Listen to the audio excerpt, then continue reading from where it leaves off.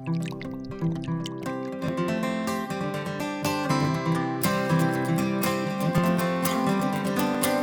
to whiskey kisses, the peaty taste of sin. Greetings, whiskey folk, and welcome back once again to Drinking Out Loud. This is the official home of the Dram Association during the COVID-19 outbreak.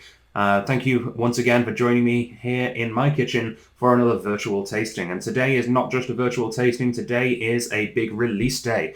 We have a very special trilogy of whiskies that we're releasing today, and I'm very, very excited to get to those. But as always, important to stretch, and today I'm stretching with the Glenallachie. And Glenallachie, it's very, very relevant because today we're going to be talking a lot about a guy called Billy Walker. And he's instrumental in not only the opening dram, but also this very special trilogy, which I will be revealing shortly. So let's get myself a Glencairn. Let's pour myself some whiskey. And let's start drinking out loud. All right.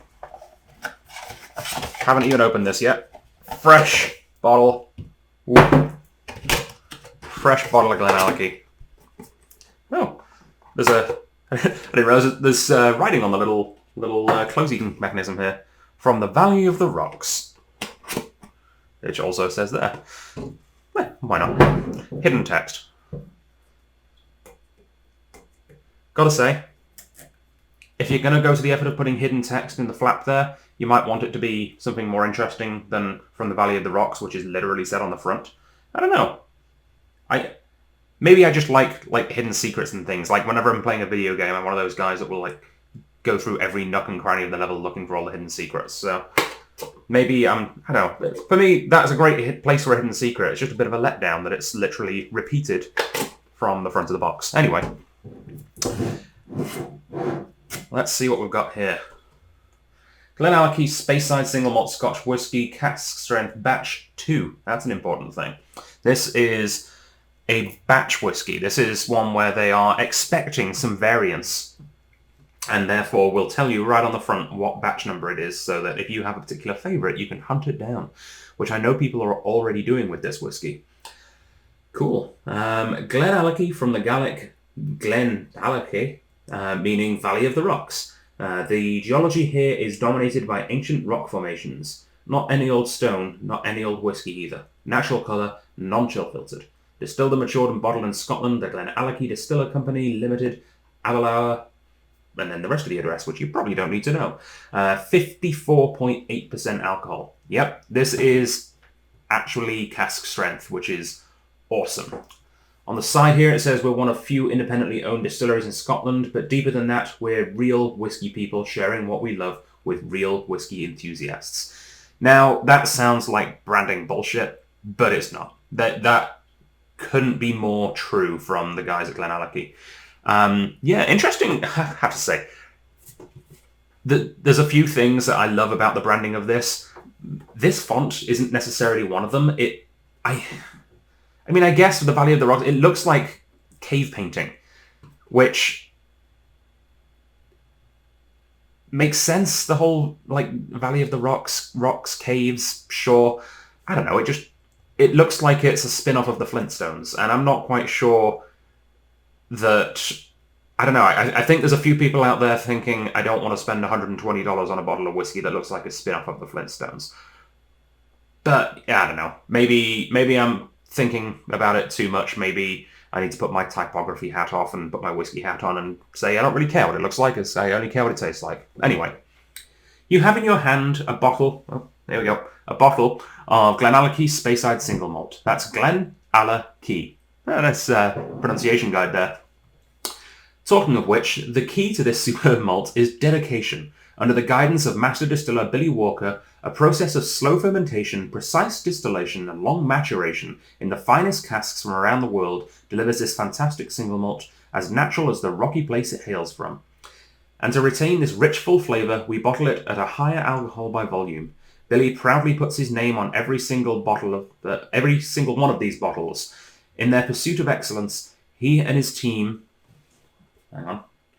Sorry, it's in italics, so it's hard to read. N'habit foi, leave no stone unturned. Ah, nice.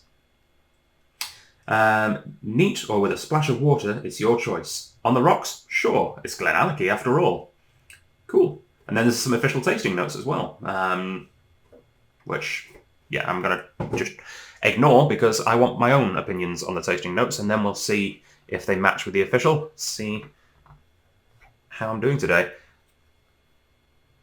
Yeah, I don't know. I mean, the G and the A together are quite cool. That's one thing I love about Billy Walker's branding, however, is he has this thing where he will capitalize a letter in the middle. It's like, it's what in... For those of you who don't know, I'm a bit of a graphic designer. I studied graphic design. Is that... I can't say it, but I studied it. I studied graphic design for... and I've been in the industry for quite a long time.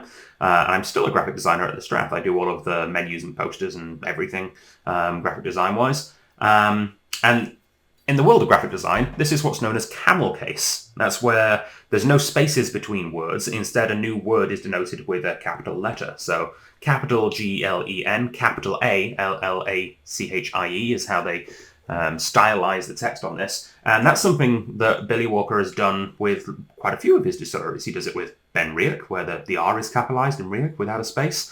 And of course in Glendronach. And although he doesn't do it in Glenallachie, which is his other sort of big name distillery, which we'll get to. I'm giving away a lot of my planned speech here about Billy Walker. I probably shouldn't be mentioning all this right off the bat, but anyway. The Glenallachie, interestingly, although it doesn't have a capital G in the middle for some reason, if you look at the branding, it does have a capital H at the end, which is kind of interesting. All right, so Glenallachie, G-A. Let's pop her open. Ooh, that was satisfying. Let's wet my whistle here and go into a bit of background on who this Billy Walker fellow is. So, Billy Walker was actually once described by Dave Broom, who is a fantastic whiskey author, does the Whiskey Atlas and The Way of Whiskey about Japanese whiskey and a bunch of other books, and was actually an instrumental part of the unfortunately now defunct ScotchWhiskey.com, I think it was. There's too many websites. The really good one, the one that's no longer happening, unfortunately, he was part of that. The one with the Whiskypedia, which is an incredible resource for finding facts and figures about all of the distilleries in Scotland. Dave Broom, absolute font of knowledge. He once described Billy Walker as the smartest man in the whiskey industry. That's quite the compliment, especially from Dave Broom. So he started off his career, he studied organic chemistry, and then he joined Ballantyne's actually in 1971. So that was how he got his foot in the door of the whiskey industry. Oh, that's nice. Sorry, he moved on to become a blender at Inverhouse, who at the time would have been working with... what's that green distillery in the house? Had Garn Heath, which obviously you don't see anymore. And also the recently revived cult classic Bladnoch. I believe he would have been working with them as well, which is kind of cool. In '88, he joined a group of industry veterans and actually bought out Burn Stewart and led them into the purchase of their first distillery, which of course was Deanston. So he was instrumental in Deanston becoming part of Burn Stewart, and now, of course, the legendary sort of Burn Stewart portfolio that, like, three of the best distilleries in Scotland are Deanston, who were then followed by Tobermory, who were then followed by Bunnahabhain. Three incredible malts. And he was instrumental in setting up that trilogy. He then went on to his own trilogy, of course. In 2004, at this time in his career, already a well-respected entrepreneur, he made the move which would then put him onto the path of becoming an absolute legend in the industry, which he's recognised as today. He led a trio of investors that brought out Ben Riach, reviving it from the ashes. In 2008, it was then joined by Glendronach, and then in 2013, it was joined by Glenallachie. And yeah, he ran those three distilleries in tandem and did an absolutely incredible job, brought in an incredible team of experts into each distillery, and yeah, just did a great job at giving them all an identity, and a unique and beautiful identity. Hmm.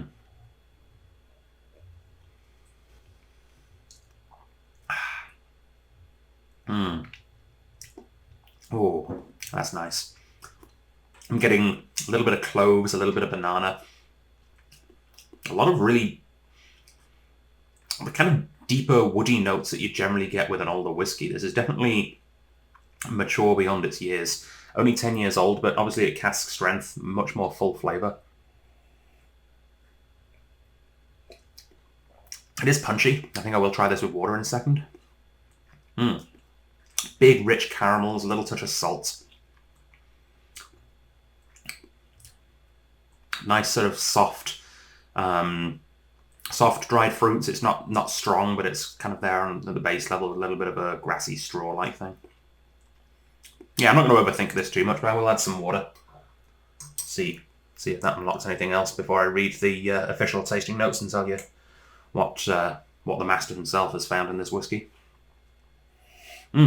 So never want to stand still for very long. The trilogy of distilleries, Glendronach, Benriach, and Glenallachie, who are actually sold to Brown-Forman, who are before that really only known in the whiskey world for the one distillery they had.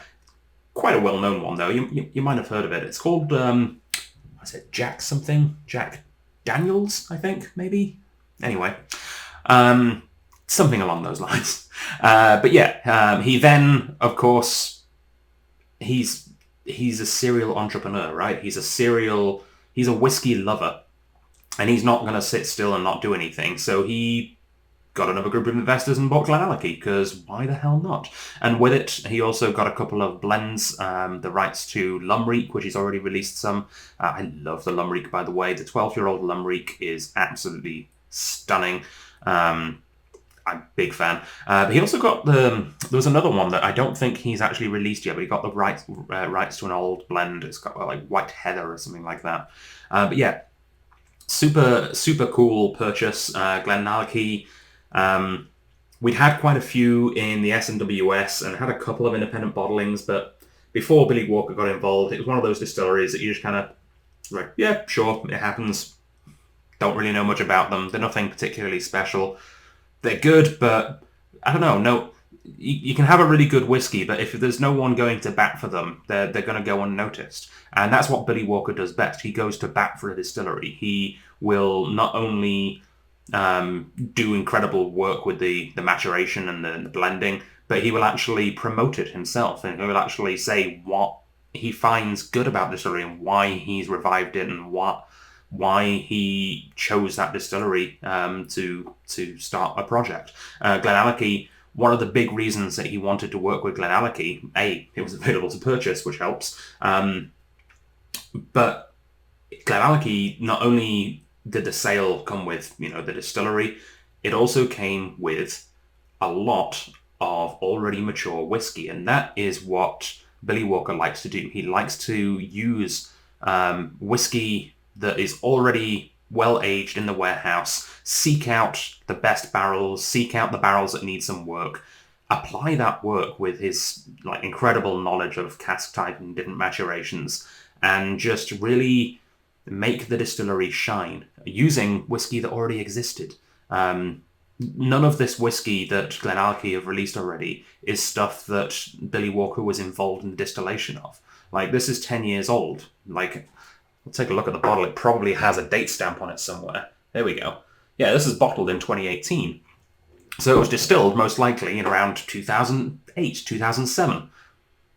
Well, that is 8 years before Billy Walker was involved in the distillery. So obviously he had no say in how this was distilled, but he has absolute say in how it is presented, how it was blended, possibly how it was finished. I'm sure they used some finishing casks in the 10-year-old. I know they definitely did in their new range of specialty finished bottles.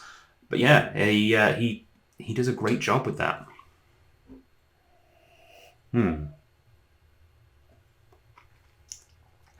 So, what is this special trilogy that we're releasing?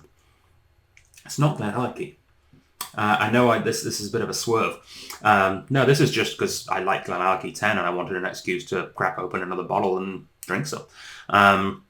No, this is a very special new trilogy because this is a side project for Billy Walker. He's not leaving Glenallachie, as far as I'm aware. I mean, like I said before, he doesn't like to stand still, so we could wake up tomorrow morning and find a news article saying that he's already starting a new project. But no, as far as I'm aware, he plans to be at Glenallachie for quite some time. I'm sure he'll probably add another distillery or two to his portfolio if history is going to repeat itself for the third time. But no, the Glenallachie is safe as far as I'm aware. This is a completely separate sort of spin-off side project, something that he's involved in, but he's not the owner of or the sort of the head honcho of it all. So we're actually going to take a trip across the ocean. Well, not the ocean, the sea. We're going to take a trip to Ireland, of all places. Yeah. He's branching out. It's not just Scotch anymore, guys. So he is working with a brand new distillery on the west coast of Ireland in County Sligo called Loch Gill. And I think I'm pronouncing that right. As far as I'm aware, it's Lough, which is, I think, the Irish equivalent of Loch, Loch, the Scottish. And I think it's pronounced vaguely the same, apparently with a slightly more guttural finish. But as anything in the UK, all you have to do is go 10 miles down the road and someone pronounces it different to you anyway. So I'm going to go with Loch Gill. And if that is entirely wrong, please let me know in the comments section. But Loch Gill, like I said, West Coast, County Sligo, and that is one of seemingly a never-ending series of new Irish distilleries. In Ireland, the craft distillery scene, or not necessarily craft distillery scene, but new distillery scene, has absolutely exploded. And that's something, kind of close to Billy Walker's heart, really. Billy Walker likes bringing things back from the ashes. It's kind of his calling card. Not necessarily things that are dead, although he has done that with Ben Riach and Glenallachie, but also things whose reputation isn't particularly great, and bringing it back to the forefront of the whiskey community. And Irish whiskey has been doing that for quite a while now. Back in the year 2000, there was only 3 distilleries left in Ireland, and now we're looking at I think probably 60 odd. It's hard to keep track. There's new ones seemingly every month.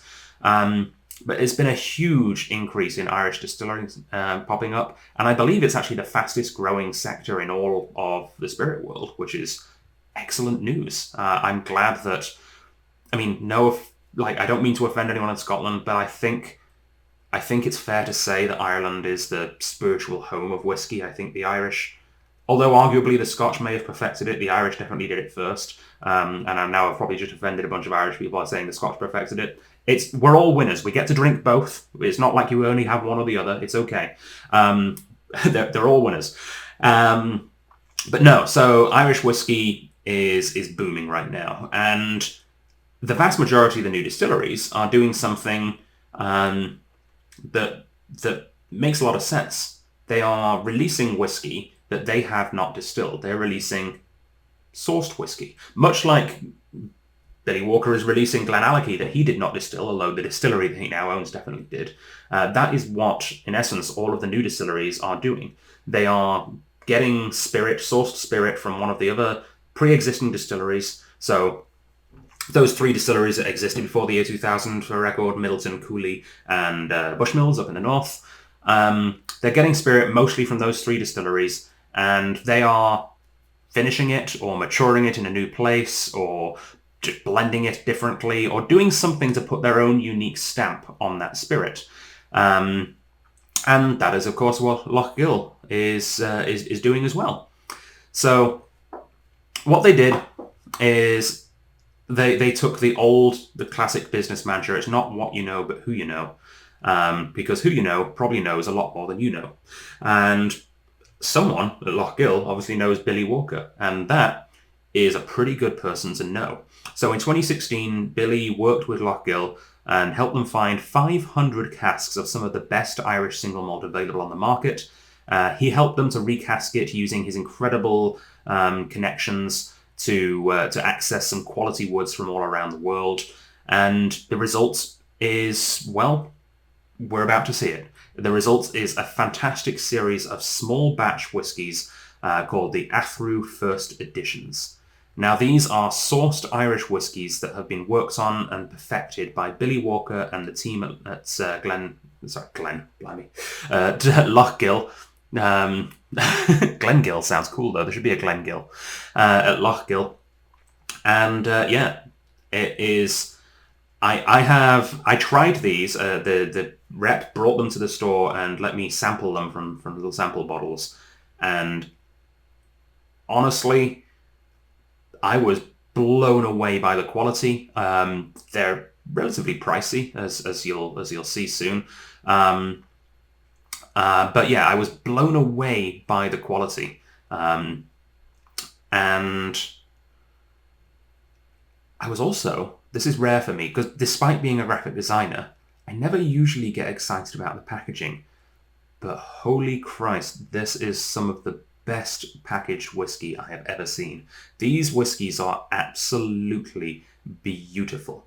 Like, just stunning. You're about to see them, and I absolutely love them. Yeah. So before I get to show you the packaging, I just want to put up on screen a little photo of the distillery as well, because it's most of you have never heard of Loch Gill. So here's a picture of the Loch Gill distillery. Yeah, it's a stunning looking distillery. Yeah. So that big house there is actually Hazelwood House, which is an old 19th century stately home, we'd call it in the UK, like a paladin house. Anyway, you know, big house. Beautiful place for a distillery. Yeah, let's...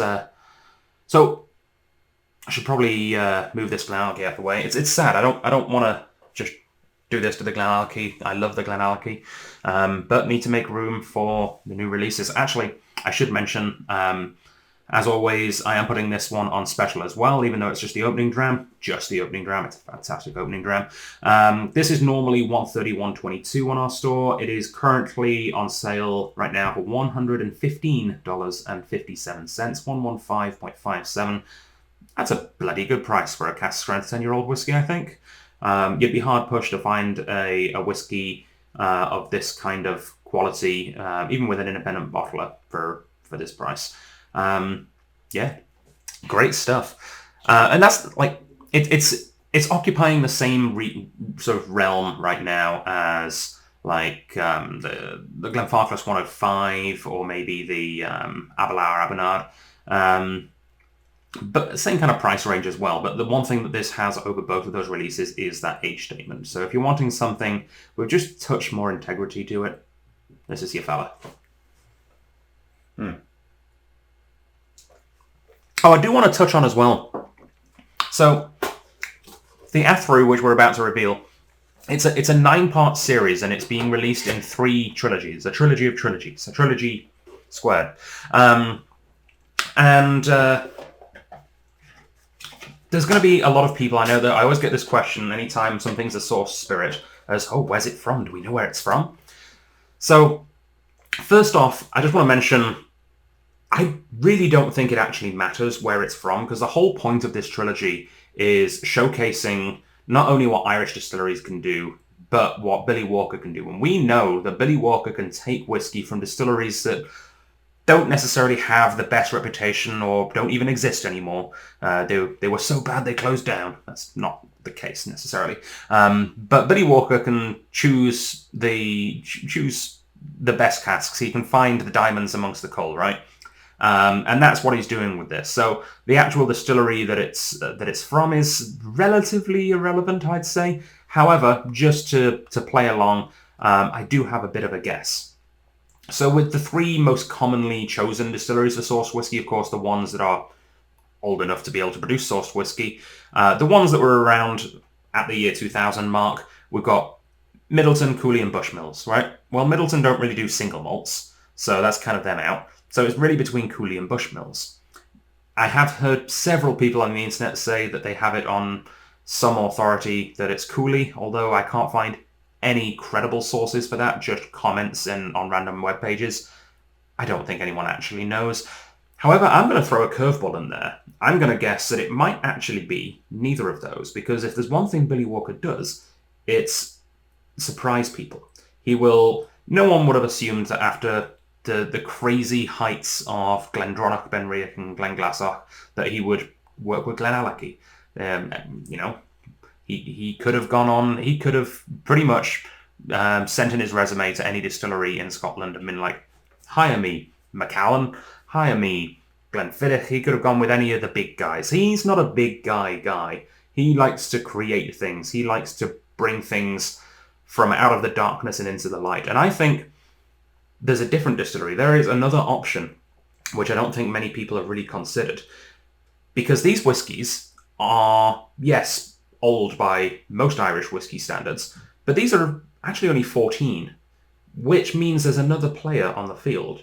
It could be not from the north coast, like Bushmills. It could be not from the east coast, like Cooley. It could be from the south coast at West Cork, and that would be my guess, because I think it just fits in with what Billy Walker has historically done.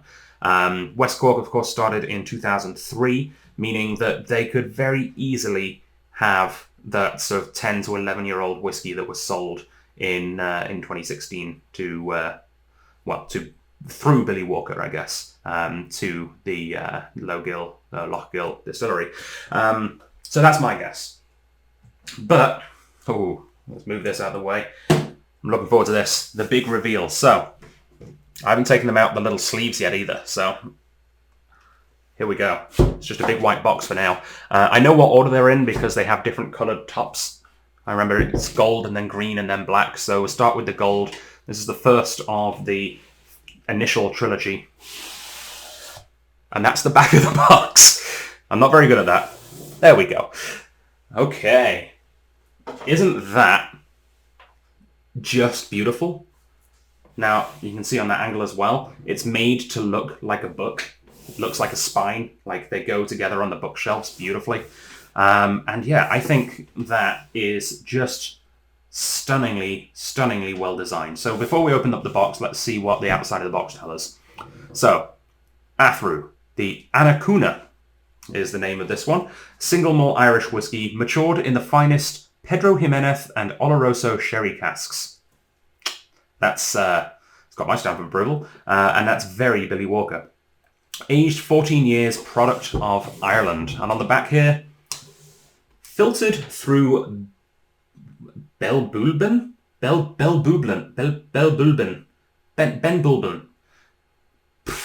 I don't know. Ben Bulben. It's just a fantastic word. Ben Bulben, among the wild Atlantic way. Acres of countryside and centuries of history are dominated by this hulking peak, but its influence doesn't rest there. Its distinctive 3 layers of rock have formed a natural water filter since the Ice Age. Its distinctive influence can be tasted in every drop of our whiskey. So, this is where something I said in a previous video comes into play. Because, and this is actually where I go back and eat my own words slightly. So I went on a big rant how about I don't really think that water plays a big part in whiskey, the water source, because especially in cask strength whiskey, because when you distill water, distilled water doesn't have anything. It's just water. It's the cleanest, purest water you can get, right? So I don't think using different waters in the distillation process really matter. However, they didn't distill this. This water they're talking about in the whiskey is actually the water that they used to reduce it.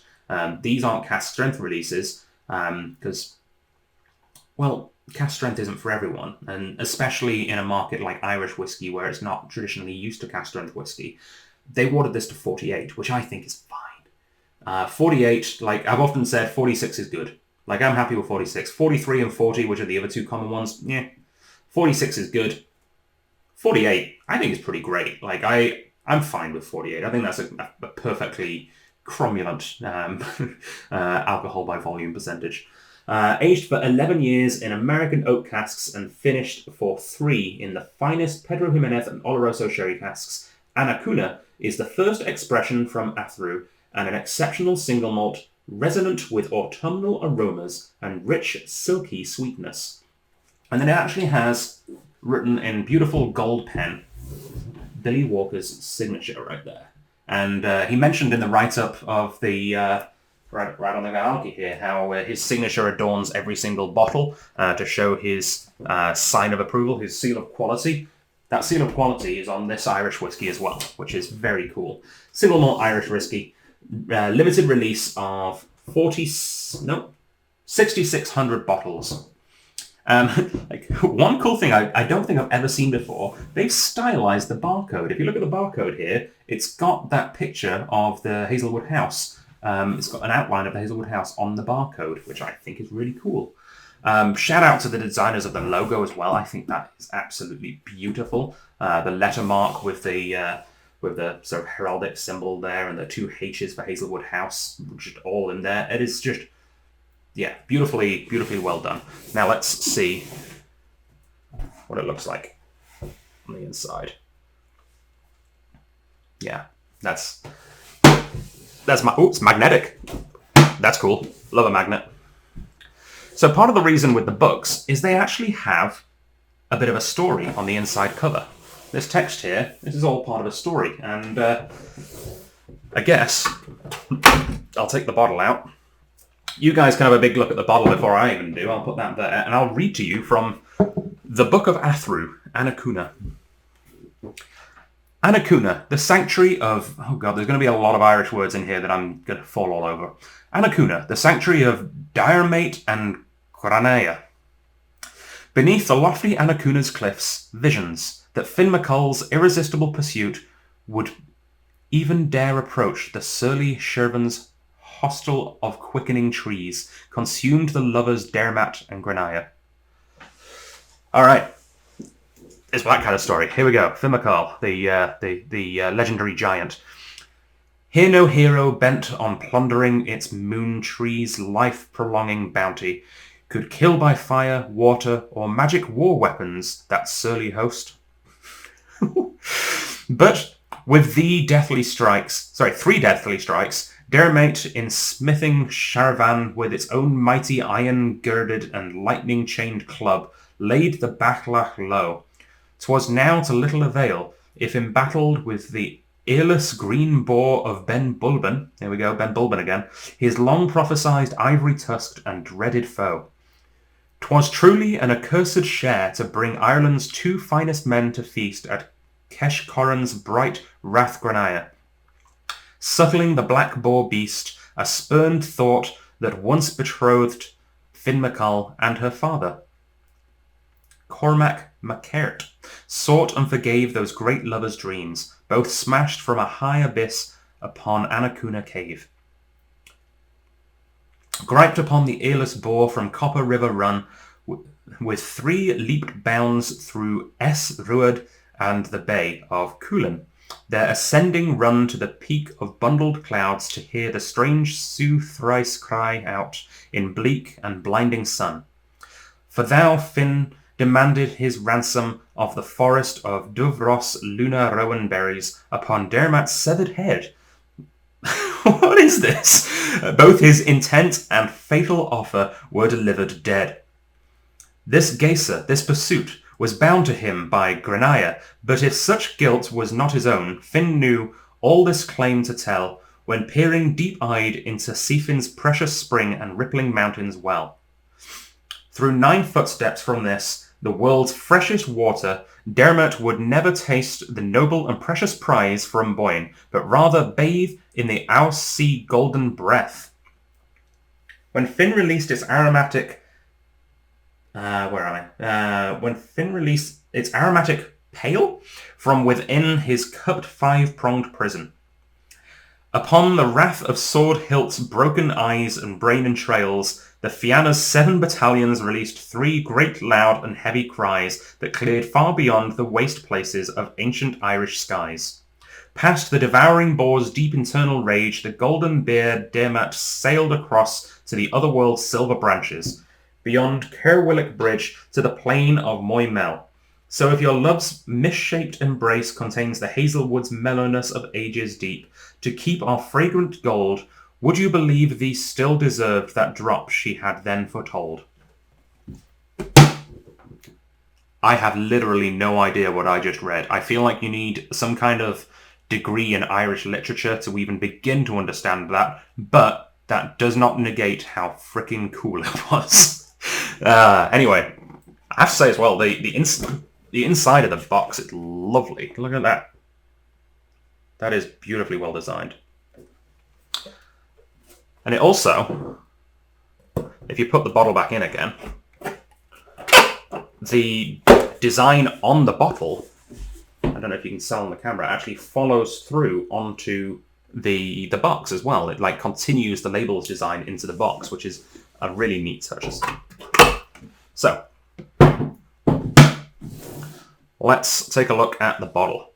Beautiful, eh? Yeah, not much more information, really. We kind of got all the information we could get from the box. It does have a little neck tag here saying edition number 1 and a bottle number. This is bottle 5361 of the 6600. So getting towards the top end there.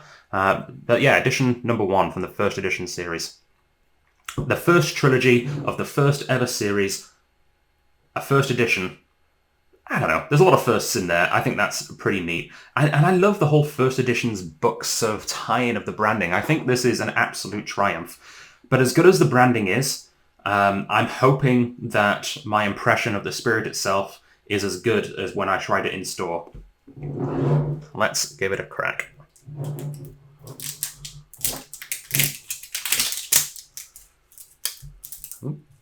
I've left a bit of plastic on the neck.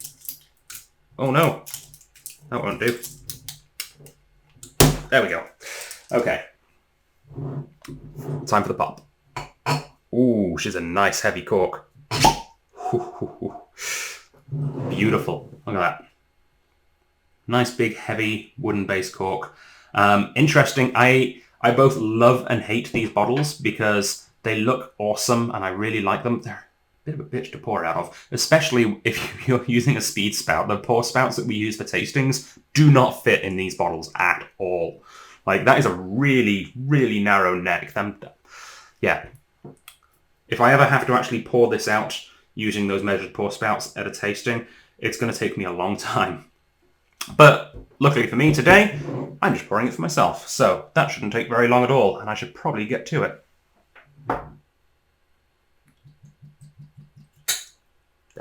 Touch more. So, beautiful colour, not over the top, nice and natural looking.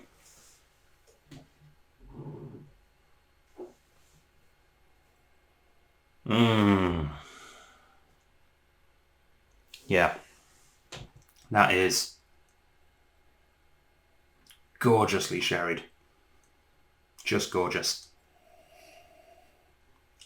And the thing that I really remember from the first time trying this, when the rep brought me a sample, is there's a beautiful herbaceousness on top of those rich sort of Christmas puddingy sherry notes. There's this really lovely herb garden thing going on. There's like sage and thyme and kind of everything you'd want to put in a roast chicken, apart from the breadcrumbs. No breadcrumbs.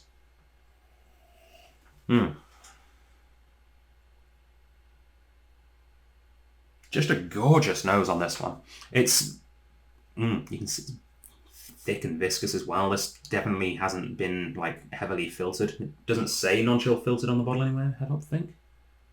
But I don't think it needs to. It's Billy Walker. He wouldn't do that to a whiskey. No, it's Billy Walker. He wouldn't do that shit. Yeah, I'm 99% certain this is non-chill filtered and non-coloured. 48%, so they don't need to chill filter it, even if they wanted to try and do that. It's just got for 48% as well, it's a very voluminous nose. It's very awake.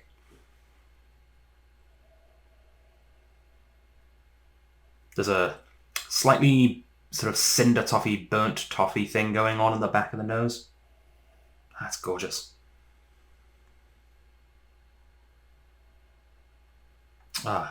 Yeah, she's just gorgeous.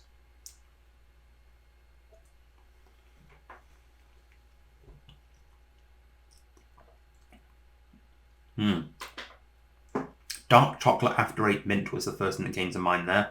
Sort of a sweet peppermint thing with that rich dark chocolate. But then back into the more savoury herbaceous realm after that.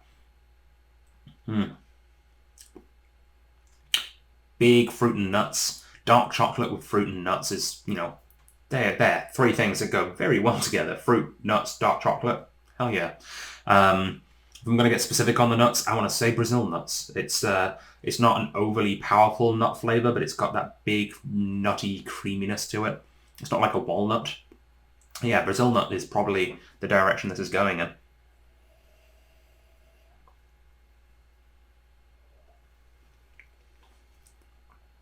Or potentially even cashew, which isn't a nut, of course. It's an external seed of the cashew.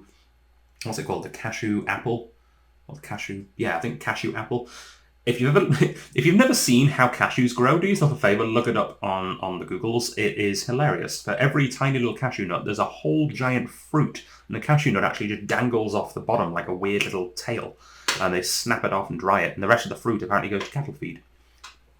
It's a very, probably the most wasteful. I mean, if it wasn't going to cattle feed, it'd be wasteful. Obviously, they're using the rest of it, but if it wasn't for that, it'd be the most wasteful sort of food there is. Yeah, cashew apple, I think it's called. Yeah, it's a little bit sort of a tannic sort of plum skin, grape skin thing right at the back there. Yeah, beautifully crafted, this one. It's not, the Oloroso and the PX aren't battling against each other. They're not, one's not winning against the other. They're just harmonious, and they work so well with the bourbon casks. As much as I love sherry cask whiskies, and I've said this before, I like them in collaboration with the bourbon casks. I like it when those flavors work together. And this is not only bourbon and sherry, but bourbon and 2 different types of sherry. And this is just a big, rich, complex, beautiful whiskey. I'm really... Yeah, I mean, I very rarely am disappointed by anything Billy Walker's touched, and this is absolutely no... Yeah, there's no exception. So this is the first of the trilogy, playing it relatively safe, I think, with Oloroso and PX. They're not too wacky in the types of casks. I'm really intrigued. I've heard a little bit of inside information as to what the second trilogy has in store for us, and it's a little more out there. I don't think I'm allowed to say, though. But the other 2 releases of this trilogy are also just a little bit more unique and interesting than this. This is, I think, makes a lot of sense as the first bottle, because this is tried and true. This is a well-seasoned cask type. Seasoned type. But yeah, it's great whiskey. And as much as I know a lot of the branding and everything with this is it's being aimed towards collectors and people who are showing an interest in the culture of Irish whiskey and the culture of Scotch whiskey as well, I guess, because this is very much Scottish style, made in Ireland. It really is. This is a damn good drinker as well, and despite the slightly heavier price tag that comes with it being a very, very small batch limited edition release in this beautiful branding, I still think this is kind of worth the price tag on taste alone. It's a stunning expression. It really is.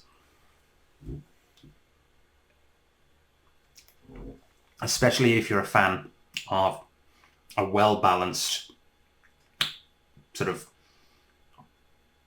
I don't know, just well-crafted sherried whiskey.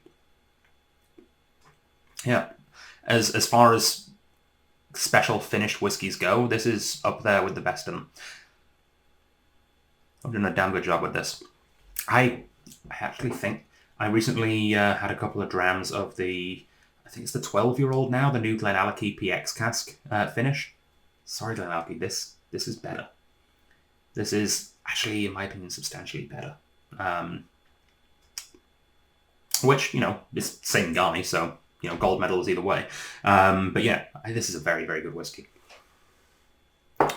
So let's find out what's in the box for number 2, shall we? Maybe I'll just put that one sideways and we'll start a little bookshelf going. There we go. All right, number 2. Get my glass ready. Is this one, and that way around, Adam.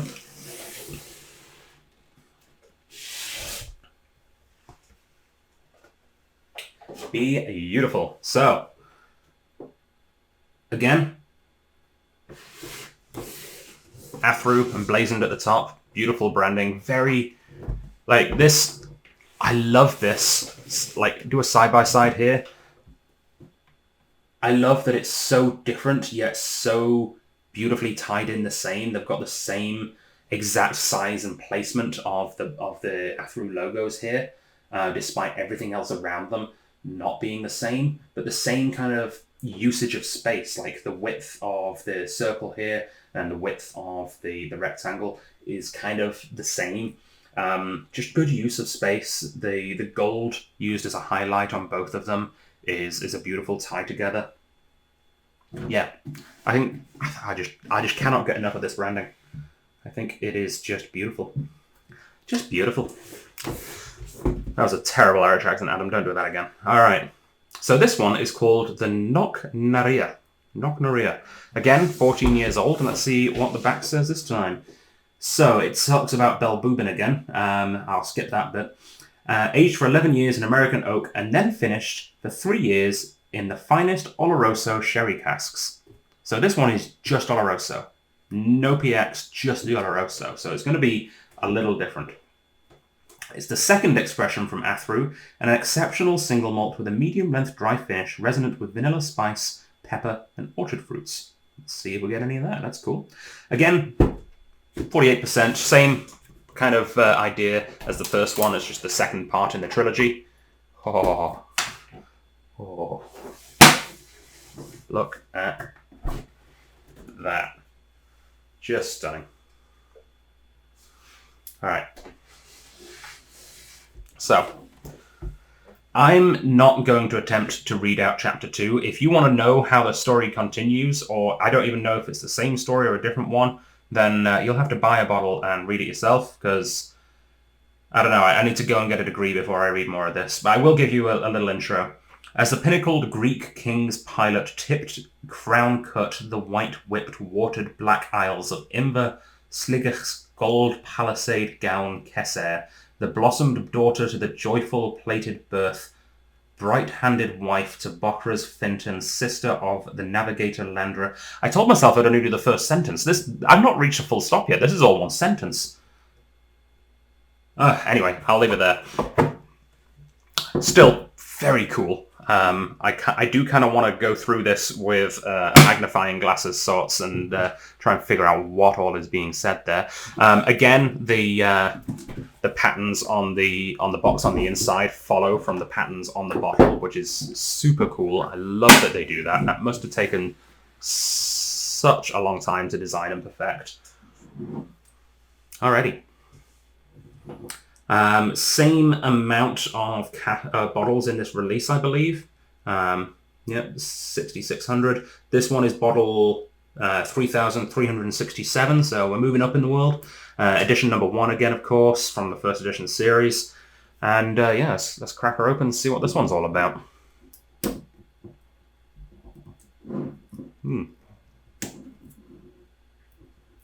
This one doesn't seem to be perforated.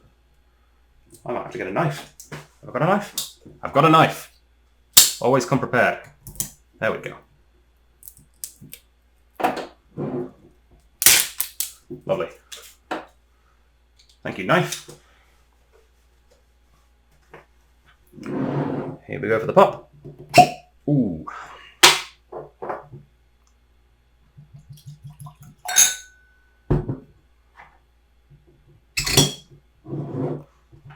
Lovely and jubbly.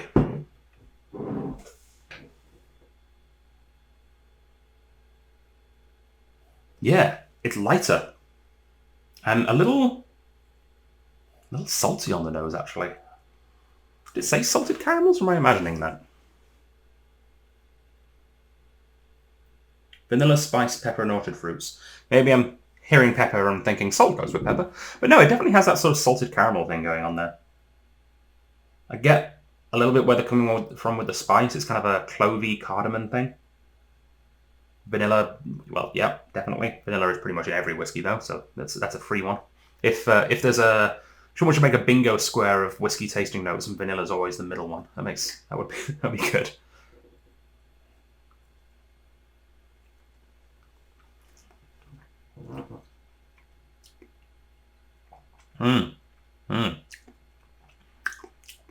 Tart, maybe slightly underripe apples.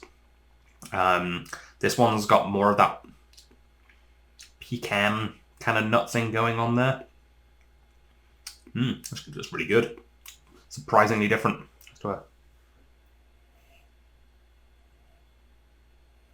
Yeah, this is late autumn. This is early autumn. That's what I'm finding as the difference there.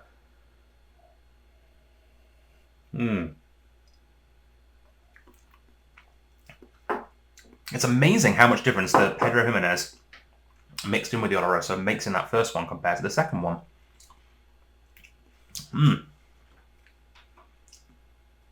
I think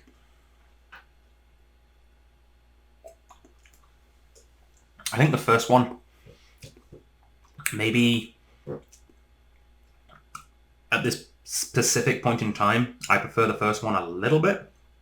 There's just a little bit more going on, but the second one is, just as good quality-wise. It's only really just a personal preference in like the kind of flavors I enjoy.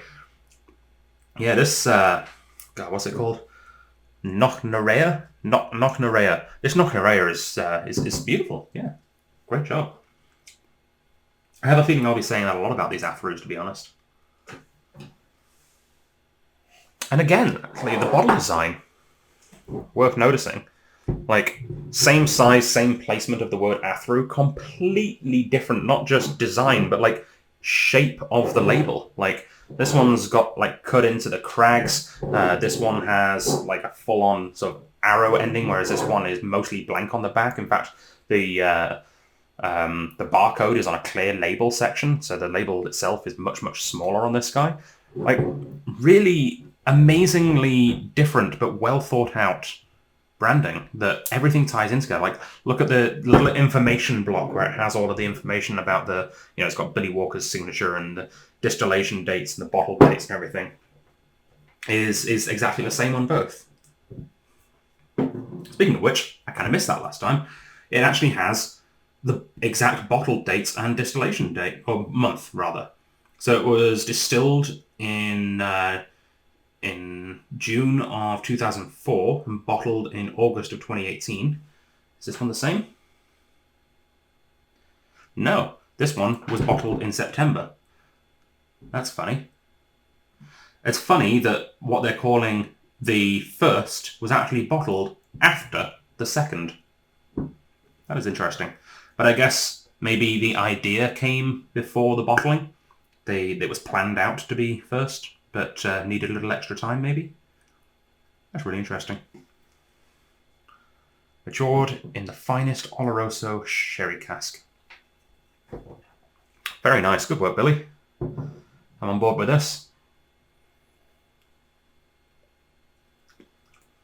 And actually, it's sad. Like, I don't mean to be dismissive at all of Irish whiskey. I'm a big supporter and fan of Irish whiskey, but I think quite a few people, find it really hard to get as invested in Irish single malts as Scottish single malts. And I'm not talking Irish whiskey like, your standard blended Irish, $30 bottle stuff. But Irish single malts really are the same beast as Scottish single malts. Same climate, same ingredients, same history. And there's no reason not to be as excited about Irish single malts as Scottish. And I think this set has really brought that excitement out in me personally. I absolutely love where they're going with this, and I'm hoping that more Irish single malts go in this direction in terms of presentation and story and incredible quality in the flavour as well. This is just an incredibly well presented whiskey in all facets.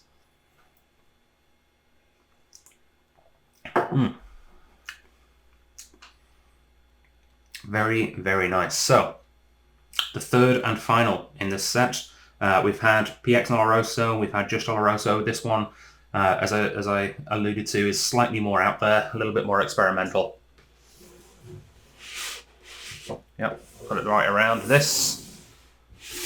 Number 3.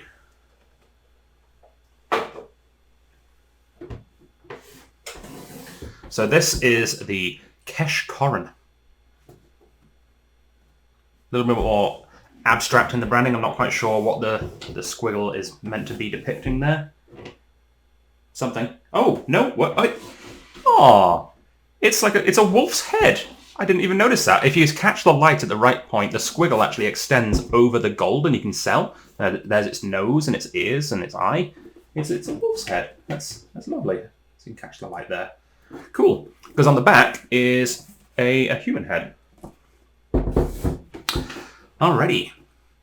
Aged for 12 years this time in American oak casks and finished for just 2 years in the finest Tokai casks. Kesh Corran is the third expression from Athru, an exceptional single malt with a short to medium light sweet finish, echoing aromas of vanilla, apple, and peach.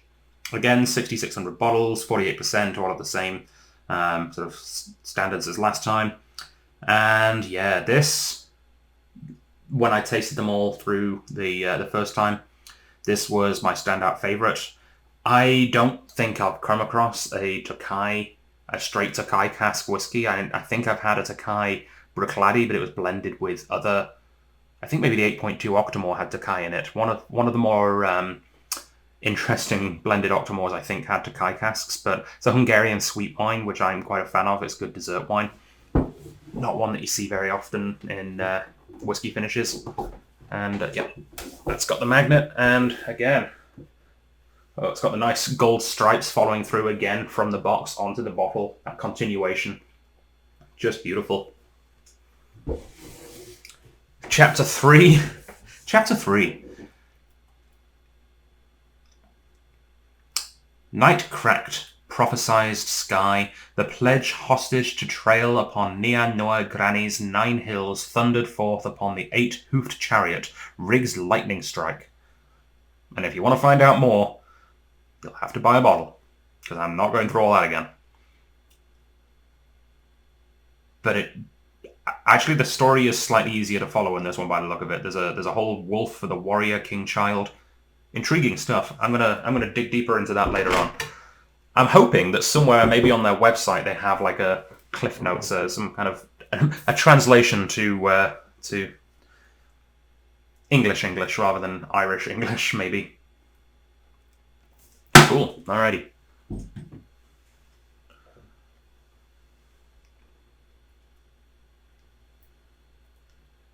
Yep, this one was distilled again in June of 2004, and again, just like number 2, was bottled in August of 2018. Very cool. Aged 14 years, matured in the finest Tokai wine casks. Very, very cool.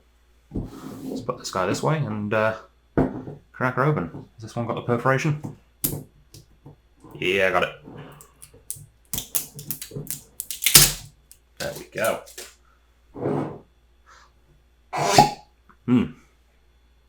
I do love the top of the lids there. It's gorgeous, well, like stamped metal with the logo.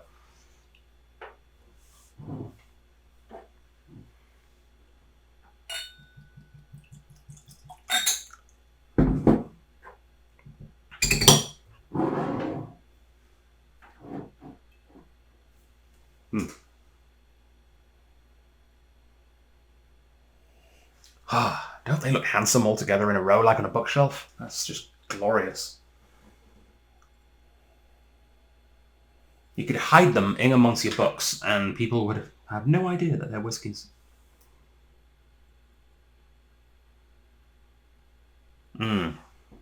Whereas the others were either end of fall, this is springtime. This is blossoms and freshly cut grass. And yes, peaches and apples as well. There's a little bit of a sort of a cucumbery note on the nose as well. Very refreshing. Not overly sweet like you might expect with a Tokai cask.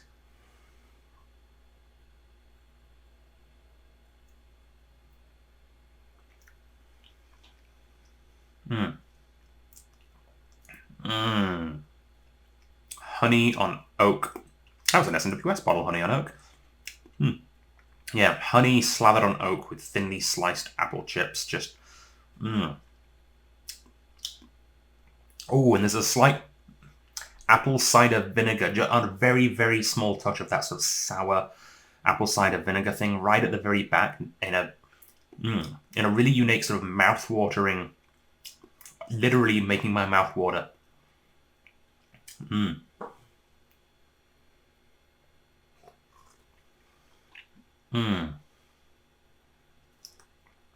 Yeah, that is golden. I can see why they went with the colour on this one, because this tastes golden. Big, bright, vibrant. The only whiskey I've had, actually, in recent memory that tastes along these kind of lines was that, what's that Compass Box release they did that was really summery with the orange. Oh, going blank on that. There was a really summery Compass Box release. It was the one they did in collaboration with the competition winner, the bartender, the woman who wanted to make a single malt, a blended malt whiskey that was approachable and tasted like apricots and sunshine. It's on our shelf still. It's orange, and I cannot for the life of me remember the name of it offhand. It's not Juveniles, that's the one with the bell. It's something. The Compass Box that's orange, that I'll probably let you know in the show notes, because this whiskey's too distracting. I can't think about other whiskies right now. I've got a beautiful whiskey in my hand already. Why am I thinking about other whiskies? What I do remember is that specific Compass Box, the Circle, was Tamdu heavy. And yeah, this is almost Tamdu-esque in its flavour profile. This is one of the best Irish single malts in recent memory. In actually any memory. This is absolutely definitely in the top 5 Irish single malts I've ever had. And I would say all 3 of these would make an appearance in the top 10. And I'm not... This is not me BSing you because I need to sell whiskey right now. Sales are down and we're trying to sell more whiskey, but I bought these... I signed a thing to say, yes, we'll bring these into the store well before COVID-19 was even in anyone's thoughts in Canada. I'm pretty sure the ambassador brought these over. I think it was the weekend of Comox Whiskey Festival back in February. So we weren't really worried about COVID. We probably should have been in hindsight. But yeah, no, I brought these in and I was very confident in their quality and their presentation from the get-go. And I'm really, really proud that we were able to bring these in. I know that a lot of stores would have trouble with a new whiskey of this sort of style and with this sort of complicated story behind it. But I know that we have a very well-educated, learned whiskey community here in Victoria that supports these incredible products like the Athru and support people like Billy Walker in his endeavour to make incredible whiskies. I'm really grateful that the community here in Victoria allows us to bring in these kinds of whiskies, because this is what I live for. I like discovering new, exciting things, and these are new and they are exciting, and I cannot wait to see what happens next with the second and third trilogies. If this is the Star Wars prequel trilogy,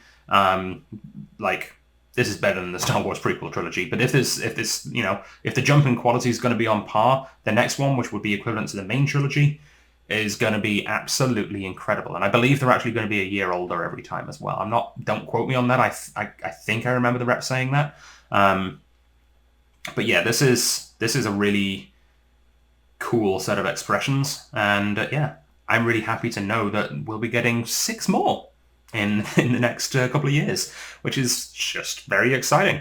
I want more of these in my life. I kind of want to have them all on a bookshelf in a row, because I don't have room for that, but I'll make room.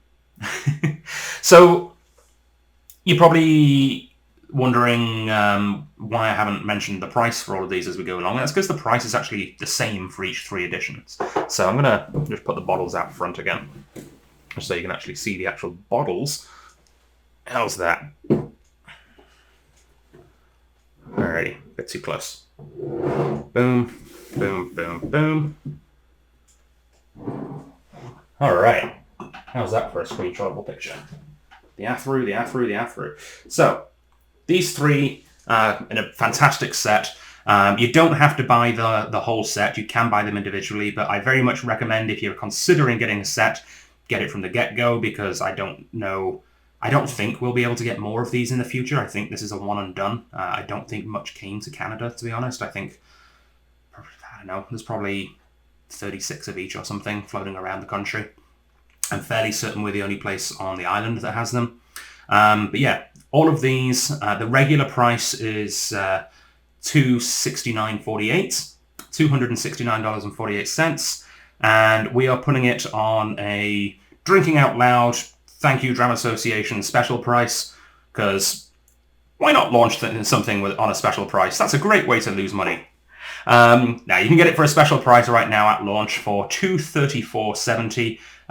That is well worth taking advantage of. $234.70 for each of these incredible, very limited edition first editions, and that they're actually called first editions. And yeah, I, for one, I'm very, very happy with these, and I hope that you will be too. If you do end up getting any of these, if you end up getting a bottle, please do come back to this video and leave your own notes and responses as a comment. I'd love to hear from you guys. I want to, as much as I live for discovering whiskies myself, I also get a huge amount of enjoyment in introducing other people to great whiskies. So please let me know if you buy these and you enjoy these in the comments section. Hopefully we'll see some comments pop up in the next few days and weeks of your own opinions of this whiskey. On that note, it has been an absolute pleasure. I cannot wait to see you at the next episode. At the time of recording, I have no idea what the next episode is going to be, so I'm as excited to find out as you are, hopefully. Slán Sivar, good night, and I'll see you next time.